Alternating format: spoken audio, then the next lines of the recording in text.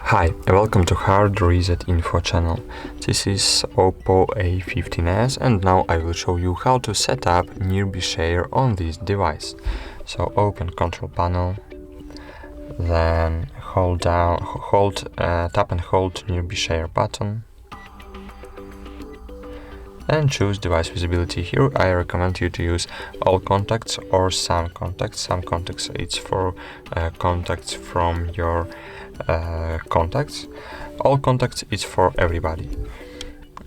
Okay, here you can choose data usage settings, Wi-Fi only, data, mobile data and Wi-Fi, or without internet. Without internet, if you choose a without internet option, Nearby Share will be used only Bluetooth. It's very slow. Okay, so I recommend you to use data and Wi-Fi, and fine. Nearby Share. We have set up Nearby Share option on your device. So thank you for watching, like this video and subscribe to our channel, and goodbye, see you soon.